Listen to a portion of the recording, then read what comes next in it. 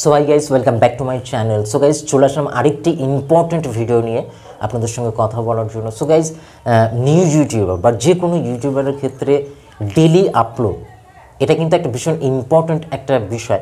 But যে কোনো জিনিসের ক্ষেত্রে ভালো এবং মন্দ দুটোই কিন্তু মিক্সড থাকে।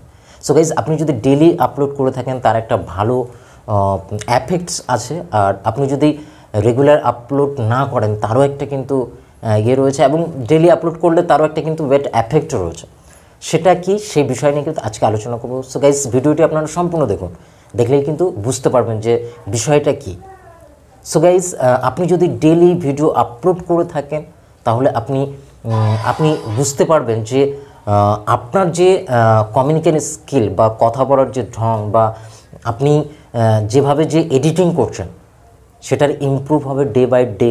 এবং আদারওয়াইজ কিন্তু আপনি যদি সপ্তাহে একটা বা দুটো করে ভিডিও আপলোড করে থাকেন তাহলে কিন্তু আপনি আপনার যে কমিউনিকেশন স্কিল বা যে ইমপ্রুভমেন্ট সেটা কিন্তু আপনি লক্ষ্য করতে পারবেন বা নোটিস করতে পারবেন না।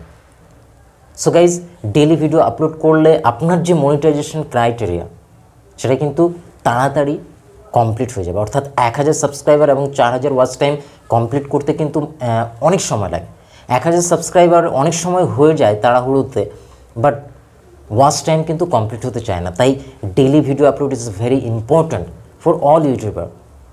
সো গাইজ, আর আপনি যদি ডেলি ভিডিও আপলোড করে থাকেন তাহলে বেড এফেক্ট যেগুলো হবে সেটা হলো, আপনি যদি তাড়াহুড়ো করে প্রতিদিন ভিডিও আপলোড করে থাকেন তাহলে কিন্তু সেই ভিডিওর যে কোয়ালিটি সেটা কিন্তু একটু কমতে থাকে, আর যার কারণে কিন্তু অডিয়েন্সরা একটু হলেও বিরক্ত হয় বা দেখতে চায় না। বাট কিছু কিছু অডিয়েন্স রয়েছে যারা কিন্তু ইম্পর্টেন্ট জিনিসটা কিন্তু দেখে, তারা কিন্তু কোয়ালিটি দেখে না। বাট এখন রিসেন্টলি কী হয়েছে যে সবাই কিন্তু কোয়ালিটি চায়, ভালো সাউন্ড চায়।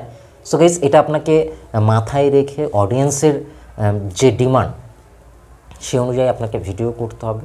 So guys, daily video upload is a very important. আমি বলবো যে আপনি ডেলি ভিডিও আপলোড করুন।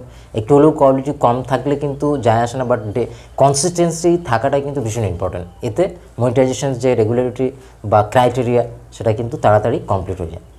সো গাইজ, এটাই বলার ছিল। তো ভালো থাকবেন। নেক্সট টপিকে আরও কিছু ইম্পর্ট্যান্ট বিষয় আমি তুলে ধরবো। সো দেখা হবে নেক্সট ভিডিওতে। ততক্ষণ ভালো থাকুন, সুস্থ থাকুন, আর এই ধরনের ভিডিও পাওয়ার জন্য অবশ্যই চ্যানেলটিকে সাবস্ক্রাইব করে নেবেন এবং আমাকে সাপোর্ট করবেন। Thank you so much.